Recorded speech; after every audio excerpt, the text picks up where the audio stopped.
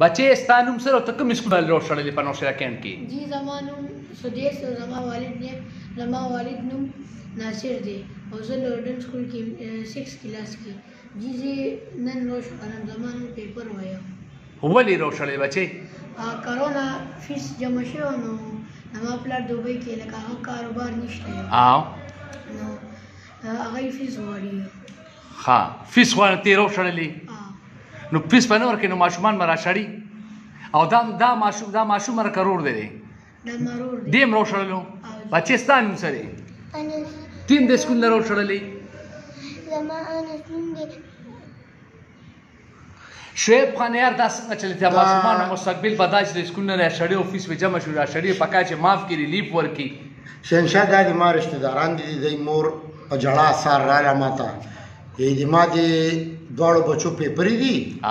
او دلته مس عظما میډم دا هغې یو پرنسپل په لورن سکول کې کینولی دی نوی سړی دی. زه ورته راغلم چې جي دا خو فیسونه خو دا خو د کرونې معاف هم دي 20% ته ما ته دغه ویل نه نه دي ما ګوره د میډیا والا یم نو ما ته एकदम داسې کې ته ما بلیک میل کې او لکه ډېره بد اخلاقي ما سره وکړه. د هغې خلاف خو ما خیر کیمپ تاڼه کې د پرنسپل خلاف دغه وکړو خو چې دی موږ سره داسې کار کوي نو د نورو غریبانانو بچو مور او پلار سره به دی نه د سکول چېرته بدماشان دي دا دی کاروبار چالو کړی دی با ډي سي صاحب ته دې حوالې سره ما مخکې ویلي مو دا په نوښار کې چې کوم دی نو دا مافیا جوړه ده د سکولونو دا یو لوی کاروبار جوړ دی مافیا جوړه ده های کورټ پې اډر کړی دی سپریم کورټ پې اډر کړی دی په دې باندې چې بھائی دا فیسونه به تاسو نه لئ خو دی مافیا جوړه کړې ده ذیلي انتظامي والا هم غلي دي اس ایکشن نه لیدل تاریخ پورې یو سکول خلاف کاروایی نه شي خلکو کاروبار جوړ کړی دی دا د دې ماشومانو ژوند نن تباه شو که نه پرچا یې د دا جراوې شړل دا کم جمهوریت دی او دا کم ملک دی او دا کم انصاف دی چې د دوی مستقبل لړو غرق شو د دوی نن پرچا ده د دم نن پرچا د دوی راوشړلو پرنسپل بد اخلاقي ما سره وکړه وې دی نه پرېږدم چې یو روپۍ نه راکړي ما ورته 21 تاریخ پورې صبر وکړه د دوی پلار بهر دی 21 تاریخ پورې صبر وکړه خو هغه ویل د 10 روپۍ چې وي پکې کمې دی نه علم نو دا کومه تبدیلي فیس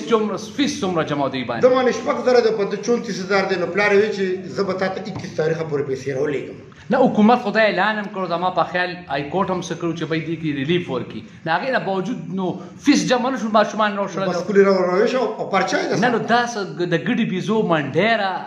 چې پیسې ورنه کې بس ماشومانو مستقبل سې دي نو کاروبار د شهنشاه به یې که نه هم تاسو یې دې خلاف ایکشن واخلئ د دې خلاف زه دا ډي سي ته یم چې د خاص کار په دې موږ په دې نوښار کې د څومره دا مافیا سکولونه دي او کاروبار کوي که نه دی خلاف دې سخته کاروي دا دې سیل کړی شي او د دې مالکانو خلاف دې مقدمات درج کړی شي دا خو داسې نه ده دی موږ سره داسې کار کوي د ماشومانو مستقبل تباه او برباد شو پلار یې بار دی هلته کې کار نشته دی دا اوس وګوره د پرچه ده نه او د دم پرچه ده او هډماسټر ته چې هډماسټر ته راشه بنماشان کینولي دي هډماسټران خو هغه سم تاڼېداران دي چوګان دي